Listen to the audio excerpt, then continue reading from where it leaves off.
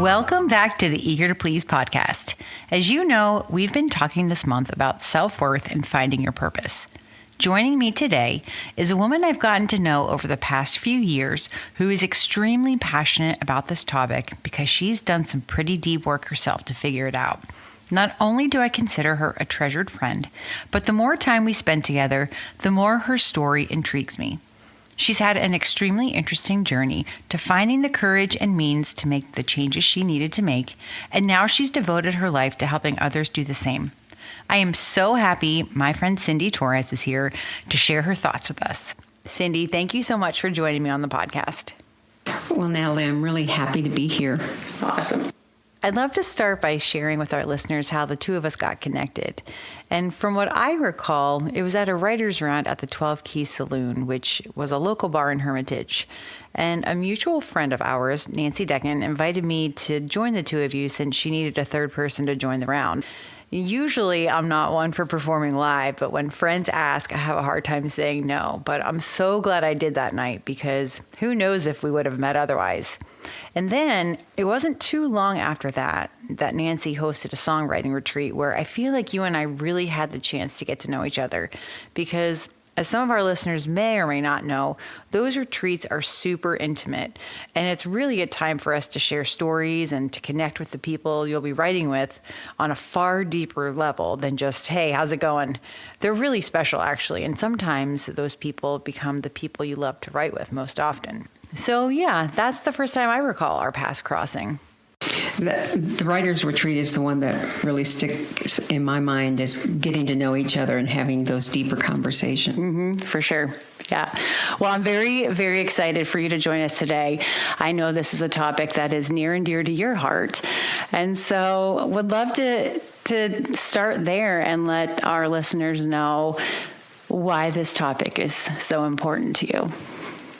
Well, I had been, as a teenager, I had been to see a counselor, and at various times in my life I had seen a counselor, but I never really got what I was looking for from them. And what I was looking for was change in me. And that I just didn't seem to be able to change myself. And I wanted to change myself. I wanted to be different. And then in 2011, I found out my husband had been having an affair. We'd been married for 23 years. Oh, gosh. I'm sorry. It was really a shock. But as much as I'm learning, I'm realizing it shouldn't have been such a shock. But part of that denial, not being able to be in reality, is what we're going to be talking about, self-esteem and self-worth. But that period of my life, it just kind of blew up my world. And I was like, I have got to get some help. And so it's just started a long process of trying different things. I was seeing a counselor. My husband and I were seeing a marriage counselor. I will never forget this. Our couples counselor, I showed up once and my husband wasn't there. And she just looked at me and she said, well, you can't make someone come if they don't want to.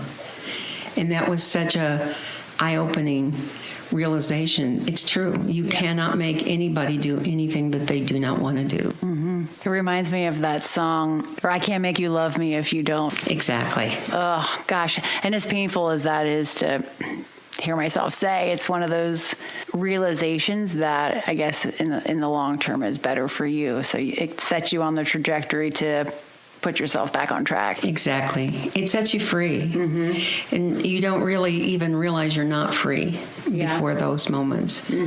That is actually one of my very favorite songs of all time. Is it? Oh, it nice. Is. Very, very cool. One of the things that I admire about you, Cyndi, I'm sure you're familiar with Bill O'Hanlon, but he has been a guest on the podcast. And one of his strategies, I think, that he's developed himself is something that he calls the 4 energies. And he talks about being blessed, blissed, dissed, and pissed, and how you can channel those feelings in each of those categories into something that is useful in serving other people. And that's what I feel like you have done with all of those emotions that you felt going through your divorce, you've kind of set into motion something that's bigger. You had a bigger purpose for going through that. And obviously at the time you didn't know what that was going to be, but I would love to talk about the discovery that you made when you were going through those changes and putting in the hard work to figure out, okay, what am I going to do with this pain that's going to serve someone else? Well, the first thing you have to do is survive it yourself. And that's the hardest thing. I started a support group for people affected by affairs. It was a great experience, and I'm glad I was able to do that. But hearing other people's pain would trigger my own pain. And so you're going back to week after week, and for 3 days, you're just completely unfunctioning in some ways because of other people's, well, you think it's other people's pain, but it's actually yours. And that happened for over and over.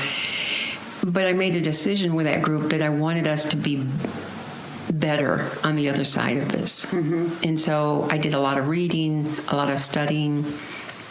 And then somebody else took over the group because I felt like I was ready to go to the next level.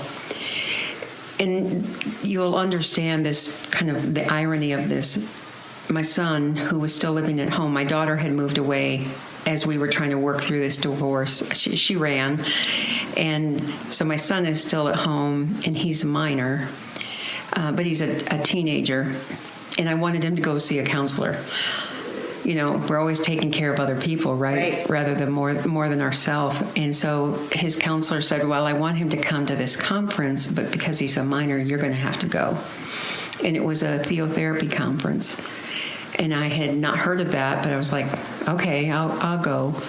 Well, my son, after the conference, he's like, I'm not coming back to this. And I was like, oh my goodness, this is what I was looking for.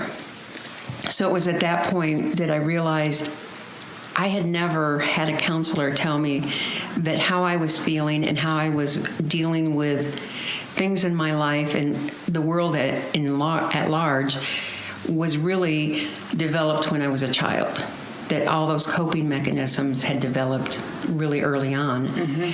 And really, we don't understand this. We think we're making decisions as adults, but we're not. We're still on our early childhood programming.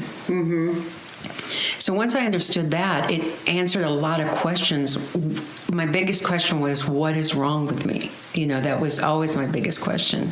So now I could start asking the questions, well, what was wrong with my parents and how they treated me? I could start looking at it from that perspective. How, even though they were really good parents in many ways, in the ways that they were not so great or had some deficits, from their own story, affected me a lot, affected my self-esteem and my identity. For sure. Yeah. I think everyone listening to this can relate to that.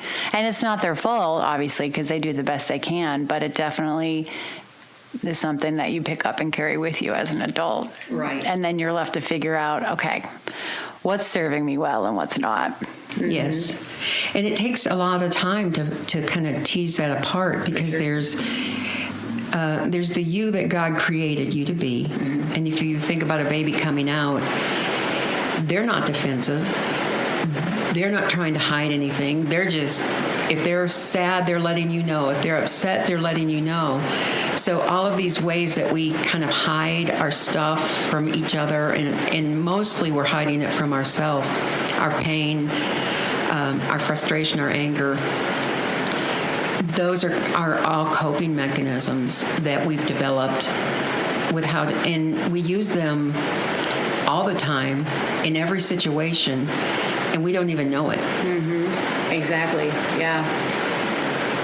So I'm curious, what was the catalyst for you to want to make the change in yourself? Because I feel like so many of us, myself included, you have to be prepared and ready to make hard changes before you can actually do them and before you can actually admit, okay, there's something that's off here.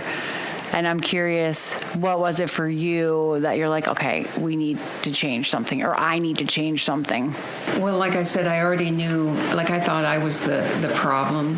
And I think sometimes I got labeled as the bad one in the family. So I think when you have that mentality early on, the troubled child, that you carry that. So then it's always this constant, well, what do I need to change? How can I be better? But I didn't know how to be better. And part of what I learned about myself is that I'm very reactive. Like whatever I'm feeling comes out in one way, shape, or form. And when I'm happy, it's great. When I'm not, when I'm depressed or angry or sad or jealous or fill in the blank, and that's coming out too. And the more those negative emotions are out, the more people run from you because they just don't know how to handle your emotions. And the truth is, you don't know how to handle your emotions. So it was really a deep dive to understand why there was so much anger. I grew up in church, but the church model really didn't lead me to think of God in a loving way. It was more like he was angry and I had to try to please him model. But I had done a lot of Bible study and I was realizing that's not who he is. And so as I started looking at scripture, I started going, it says his kindness leads us to repentance. So if his kindness leads us to where we need to be, why would I think beating myself up would lead me to where I need to be? Mm-hmm. So that was really a huge aha, to stop beating myself up and to start seeing myself differently. Instead of seeing myself as a problem, seeing myself as wounded, a hurt person. And that really helped a lot. Yeah, that's a great way to flip what you're telling yourself. You know, the script that you tell yourself, like, oh, I'm the problem. It's because of me that XYZ happened, instead of I need to heal. Yes, exactly. I teach classes on this topic, on this information, and I tell them it's like having a pimple that has no head. There's no way for it to get out, and it is so painful, but it seems like it's never going to go away. And the truth is, our emotional pain does not go away unless we deal with it. Sad but true. And I feel like I'm learning that slowly but surely. But yes, absolutely, because the more you bury it, like you said, there's no escape. It just keeps getting pushed down. So in talking about self-worth and purpose, for someone who has struggled with self-esteem, probably as long as you have, since childhood, how does one build up their self-worth and their identity? If you're not even, if you're not even aware that that's the problem to begin with, how does one begin to rebuild themselves so they start having these good feelings about themselves? That's a great question. And I think it takes some time to recognize. You have to start digging. If you imagine, say you tell your story you have somebody you could talk to, and they react to it, and they're like, oh, that was terrible, how you grew up or certain events in your life. That's really helpful because typically we're like, that's our normal. Right. So then those things that are big that might have caused disruptions, then we can start seeing them differently. Or if you can imagine somebody else telling you that story, would you go, oh, that was no big deal. So really being able to look at your situations, the events in your life, how you were treated, what people said to you, because all of that's coming in, and you're making an assessment. And that's the hardest part for children. They're very egocentric, and it's all about them. So instead of being able to look at the situation and go, mom's just upset about work, or dad just had a rough day, the child takes it on as, I'm the problem. I need to be better. Mm-hmm. And so a lot of times the children have no defense. Well, they don't have any defense against these things. So they're taking all of these things in, and then they're trying to, as they grow up, they're interacting with the world with these same things. So a lot of it is, I brought a list. It's from the 6 pillars of self-esteem, but it says high self-esteem is correlated to rationality, realism, intuitiveness, creativity, independence, flexibility, ability to manage change, willingness to admit and correct mistakes, benevolence, and cooperativeness. So if you feel like you fit in there, then you may have high self-esteem. Low self-esteem is correlated to irrationality, blindness to reality, rigidity, fear of new and unfamiliar, inappropriate conformity, or inappropriate rebelliousness. So sometimes we look at rebelliousness as, well, I'm just not going to do that. But it's a lot of what is driving it. If you're rebelling against something, then that something is still controlling you. And not even, we just think, oh, well, I'm just like that. But no, you weren't just like that. You became like that. Defensiveness, over-compliant, which is what your podcast is about, or over-controlling. Those two go hand in hand. And a lot of times couples, one is compliant and one is controlling. They go together a lot. Oh, there's that control word again. Yeah. Oh, yeah. And fear of or hostility towards others, which is huge. Like we might just say, I'm shy, right? But if you look at these things that you naturally or what you think you innately do, look at them deeper and go, oh, is there fear driving that? There's a reason. Yeah. There's always a reason. Interesting. The things that I like to remember is how people treat you is about them. This is one of my catchphrases that I use with my people. But how it affects you is all about you. Love that. Yeah, and it's true. People are going to treat you how they're going to treat you. But if I told you that the sky was purple, you wouldn't be mad. Because it's not. Right. Or at least it's not for you. Mm-hmm. But if I told you that I thought that was a really dumb idea, would that hurt you? Oh, yeah. And again, it's because if you don't have a place for things to land, they won't. Because even though I might not like your idea, it doesn't mean it's a good or bad idea. But if you're trying to get value from my opinion of you, and you're holding my opinion higher than yours, then you're going to feel that deficit. Oh, yeah. 100%. Oh, my goodness. Well, another thing that resonated with me that you were just talking about was the notion of the child, how it's always egocentric and always about them. And I guess, in hindsight, I wonder if I didn't grow up until my 40s, because every time someone would do something mean, I would internalize that and be like, oh my God, they don't like me, or it's all about me, or, I say it jokingly now because, I have awareness, but man, did I feel so hurt and rejected when people were mean or did something that went against what I thought should have happened, because it wasn't about me.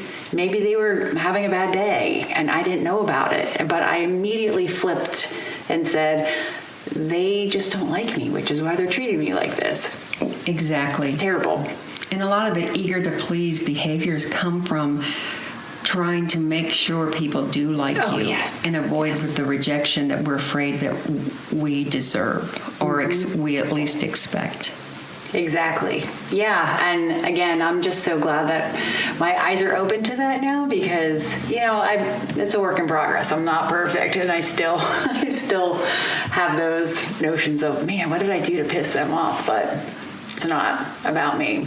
Most of the time. Yeah. Yeah. Mm-hmm. Yeah, it is an ongoing thing. The great thing is, as you use this model about just really connecting with your younger self, understanding how you're feeling about things, and being able to look at it through a different lens. I think that really happens, or really helps. So, for example, I told you I was the bad one, but even from extended family, I heard I was the meanest kid in the family.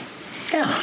I know, it's shocking, right? Yes. But I felt like that. I felt like I was bad, and that I just couldn't seem to get good, right?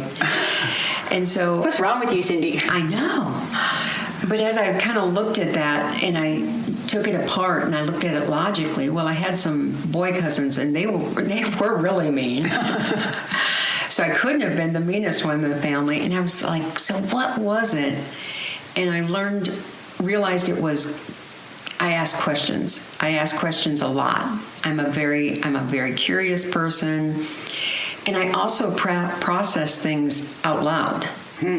So as a child, I was doing this. I was processing out loud, and I would ponder things, and I would wonder, and I'd ask questions. And what really helped me understand this was I have a child just like that. And when he would ask questions, I would start feeling on the hot seat, like I got to be able to come up, what's the answer to that? I don't know. And then I feel dumb because I had a dumb button. And and so then I realized what my dad was feeling when he had all these questions that he couldn't answer. The truth was he didn't need to answer. I just needed to get it out. And if he could have just said, oh, that's a really good question, but he didn't know how to do that either. Yeah. So just realizing that it was my curiosity and my processing style that constituted the verbiage, the worst kid in the family. And then I could go, oh, well, I really love my curiosity. It served me well. Oh, for sure. I was just going to say that's one of the things that has kept you growing in your own journey, is that you're curious about, well, what if I dive into this, or what if I go down this road, or whatever it is. And so you've learned so much along the way, and now you're able to share all of those good tips with others. Yeah, exactly. And I think sometimes we'll find if we can start looking at these stories or these beliefs we have about ourselves, we are going to find treasures that we've discarded, things that we wanted to put away and not take in as part of us, and really find treasures within ourselves. For sure. Well, not only that, but I feel like the more people are willing to share, that you learn you have commonalities or, a common thread with other people. And you're like, oh yeah, I felt that way too. Well, good. Well, then this must be normal because I'm not the only one that's feeling like that. So you don't feel so isolated. Yes. And I found it only takes one person to be vulnerable in a group, and the others, they get the signal, and it's like, oh yeah, we can all be vulnerable. And exactly. It's beautiful. It is. It really is. I know. I feel like for so long I was the one to put up the wall and never let people get to know me. But I'm like, what was that? That wasn't serving me very well, because I wasn't making true friendships. It was all very surface level. And not that you have to go and do that with everyone. I just had this conversation with my sister. She goes, I have, those people that I choose to let into my inner circle, which is great. But I feel like you do need those few people that you can go to and talk to about whatever. I agree. And what I really have come to believe and come to practice is the more I don't reject myself, the more I partner with God's view of me, and I accept myself. It doesn't mean I like everything that I do, but at least I understand there's a reason behind it. And I look at the intentions of my heart. Was my intention in that situation, was it to do good? And if I can answer that, then however it ended up, I can be okay with myself.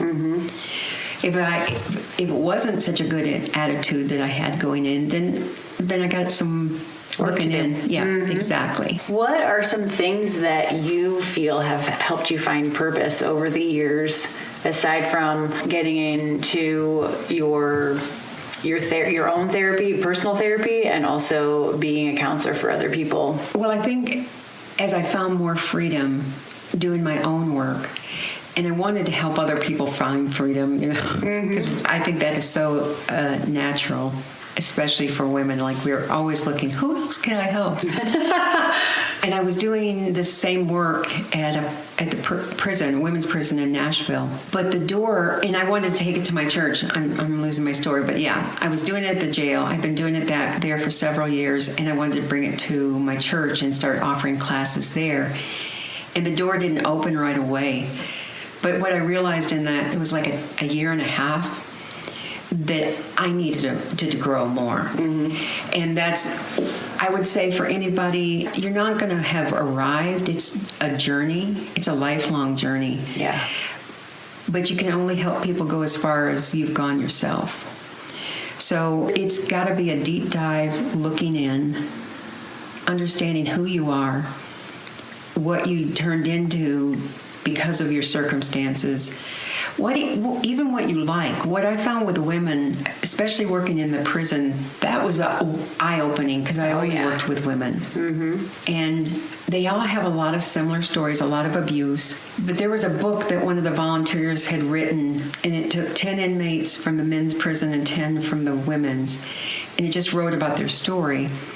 Well, every woman's story had, like at the core, the hub of the story was a boyfriend, husband, some partner. Significant other, right? Mm-hmm. Yeah. But the men, that was never the hub. There was one man who had actually killed 2 different wives, and it had nothing to do, like his story about being there, even though he was there for that, had nothing to do with the wives. I found that fascinating. That is interesting. And so I was really I had seen that also in the support group, how women handle their husband having an affair, their significant other, versus how men handle it, totally different. So I was seeing a lot of difference in gender as far as how they handled things, how they even understood things from their perspective. So I really, I took that and I went to scripture, and I was really trying to understand that. And so after the fall, the curse for Adam was different. So Adam was created to work and guard the garden. That was his purpose and function. Eve's was to be a helpmeet, which is an equal and opposing force. So she's like a counterbalance. So the curse for Adam was that by the sweat of your brow, you will work all the days of your life. Well, that's what I saw when men whose significant other had an affair, they just worked harder. They went to work more and often, and they just worked because men find their identity in the work of their hands. That's kind of the curse for them. It's where they're functioning. It's also where they're cursed. Women, they're created to be a relationship partner to whoever.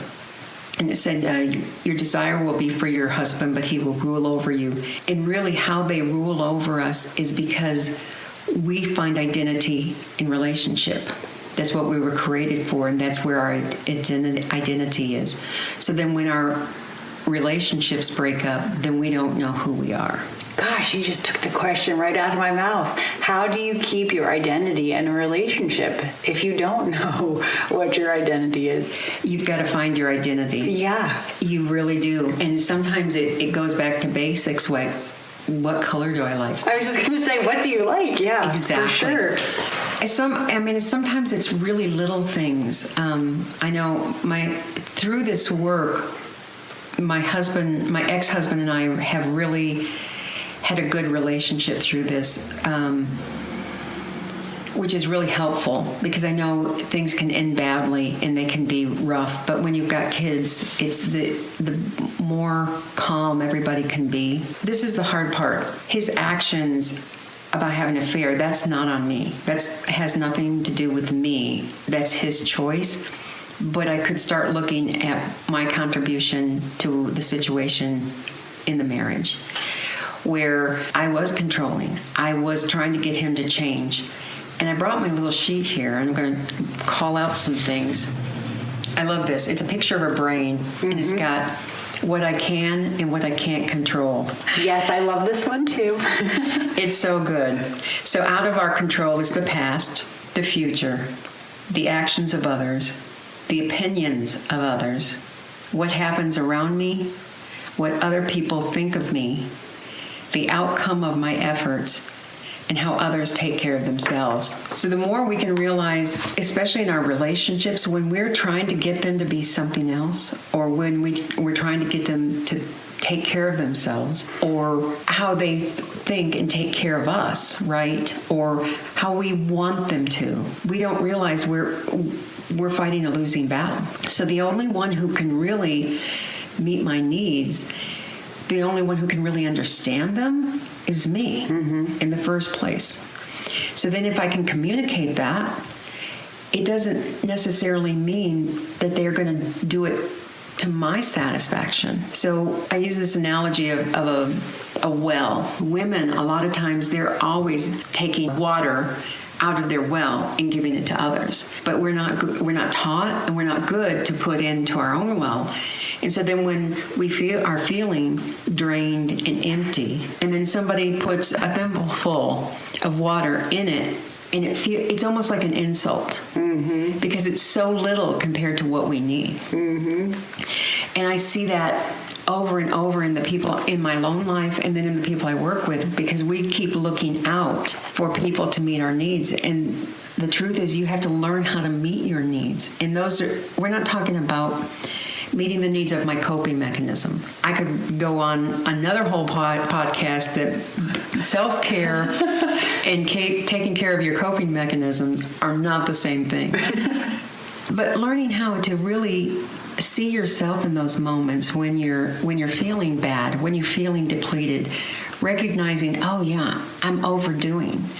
Recognizing when we do because we think we should do, and then when they don't appreciate it, we're mad at them, realizing they didn't ask us to do it in the first place.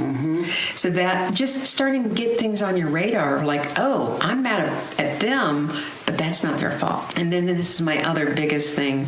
You train people how to treat you. So if you train somebody that you are their need meter, and then you get mad later on because they're looking at you to meet their needs, that's not on them. That's on you. Guilty of that too. Yeah. All the stuff you're saying, Cyndi. Yeah. Yeah. I mean, it's actually kind of painful to confront that, because you're not doing it out of a place of malice. You're doing it because you're like, I feel like I thought that I was serving a need for someone, or being of service to someone, or helping someone out, and I wanted to be that person for people, and maybe they did not want that. Yeah, it is painful, but I think that goes back to what we said, bringing kindness to yourself, like recognizing I was doing my best. I was really doing the best I can. And then realizing that you can't change the past, forgiving yourself, moving on. And the more you can do that for you, the more you can do it for other people. Yeah, but I love this. What's out of my control? What's in my control? In fact, I have that taped on my refrigerator too. I can thank my mom for that one, because she sends me these little nuggets every once in a while. Plus to consider. But no, I love what you said about how you identify your self-worth in a relationship, and it's starting with yourself, like, what do you like? What do you need? And not searching for outward validation or someone else to fill that for you. You have to do that yourself. You have to do that yourself. And as you do that, that's where your purpose comes. So you can't put the cart before the horse. You have to put the horse before the cart. So who am I? What do I like? What don't I like? Because knowing what you don't like is just as important, sometimes more important, as knowing what you like. What floats your boat? Sometimes we have ideas about this is what I should like. Start an understanding, do I really like that, or is that just something that I've been taught I should like? So as you figure these out and you start loving your life, and I went from tolerating my life to actually, I love my life. That's awesome. It really is. The things and the people in it, like my songwriting. So we were going to talk about identity. So I did want to bring this up about identity. For me, what I decided that I was going to find my identity, my innate worth in being created in God's image. To me, that was the foundation that I built everything else on. So instead of looking at the work of my hands or what I could come up with in my head, or service I could provide, or anything else, my looks, anything that else you could put on the table, because all of that is shifting sands. But if I could securely attach myself to the thought that I am created in God's image, that doesn't change. It doesn't mean I'm perfect, because I never will be. It doesn't mean that I'm anything other than a light bearer in this world. And the more I can give that to myself, the more I can give that to other people. Absolutely. I was able to take my identity out of my songwriting, and I think that that's such a huge thing, because we're putting our heart and our soul into these songs, and then when people reject them, it feels so painful. And I had been in town a long time riding this roller coaster of yes, maybe, no. Well, I'm not going to tell you no, but I'm not going to tell you anything. Waiting. Or maybe I'll tell you no 1,000 more times. But yeah. No doubt. And really realizing that whatever gifts I have, whatever I have, God gave me in the first place. Music is such an amazing thing to be a part of. Just, being able to be creative. I think of God as a creator. I mean, he introduces himself as a creator. And I think we're innately creative. And I think that's such an important part of who we are. And it can be in so many areas, but where it's kind of concentrated for me is in music. But when I tied my identity in music, my performances had to be exacting. And when they weren't, I beat myself up. Mm-hmm. Not only that, but it kept me from being my real self on stage, because I have to present an image that I want you to like or that's acceptable so it meets my criteria of my identity. I hope that's making sense. Oh, totally, 100%. Mm-hmm. So if you guys can figure out what you're tying your identity to, recognizing that's kind of a losing game because things change, time change, culture changes. There's always going to be somebody who does it better than you, a different way than you. I mean, fill in the blank. Yeah. All of that stuff resonates because of the perfectionism that I carried for so long and seeking the outside approval for so long. And I think it's all really tied in the same bucket, to be honest. And when, like you said, whenever you stop putting that pressure on yourself to be like, you know what, this is who I am. I'm just going to go up there and have fun. Yeah. And I'm not trying to check off anyone else's boxes. I'm up here for me, and I hope you enjoy my song, but... That's so much freedom. Mm-hmm. Yeah. It is, yes. I don't know if you've ever heard of the theories of the 5 C's of self-esteem, competence, confidence, character, connection, and caring. I had not heard of those, but I think they're beneficial. Mm-hmm. Really. And all interrelated kind of probably, yes, too. Exactly. What we lost as children, whether we understand it or not, is trust. So if we cried and our parent met our needs sometimes, and sometimes they didn't know how to, what we lost is trust in ourselves and in others. And so when I look at that word competence, learning to trust yourself, learning to look at your history. Oh, well, I've handled things like this before, or I've overcome things before. That can really help you instead of feeling like, oh, I'm not going to be able to do that. But the more and again, this comes back to your identity, finding your identity in a creator God who everything you see and everything you don't see, he created. He brought forth initially from his mind. And so the same attributes that he has, we have as well. That means whatever we need to come out, we can make that happen in some way, shape, or form. Mm-hmm. It may not look like what you think it's going to. And I think when you mentioned perfection, I was going to talk about that because I find a lot of people are perfectionists. A lot of times people who are procrastinators, they're unaware of perfectionists because a lot of times you delay because you can't do it well enough to suit you. That's interesting. Maybe that's why I work so well under pressure, because I'm like, I'm not doing it till the last second. And then miraculously it gets done. It gets done, yeah. I'm like that too. And I was a person who postponed it. If you'd asked me if I was a perfectionist, I would have been like, no, farthest thing from it. But I was. And that's what kept me from going a lot of places, because I couldn't do it well enough. To your standards. Yes, yeah. To my own standard. Yeah, it's a dangerous slope to be on, honestly. It is, and it's not possible. This is not a perfect world. It's a fallen world. And the more, you might as well just go beat your head on a cement wall as try to be a perfectionist. Absolutely, yeah. Well, then the other side of that, at least for me, was that I would hold people to those same standards. And then I would feel so let down. I don't know, offended maybe is the right word, because they didn't do it the way that I thought it should be done, or the way I would hold myself to do it. And so then it becomes this whole snowball effect of, letdown and disappointment. And yes, there is no perfect, unfortunately. No. The good news is often the bad news. So you can't get it perfect. And the good news is it doesn't matter. Exactly. I like that better. Confidence. I think the more, again, you tie your identity apart from what you do and more into your heart, who you are as a person, then I think that just brings confidence. You could say that about a character as well. My daughter and I were talking today. She speaks Spanish, but she's really shy about speaking it. And she says, well, I don't want to make a mistake.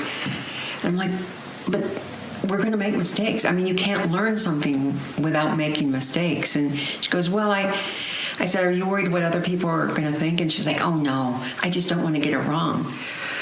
And so even that phrase, it is about what other people think. And we don't even know these things. We have a different story about these. So I was just throwing that out there. And I said, well, what's your intention? She works in an ER hospital, and so she needs to communicate sometimes with people who speak Spanish.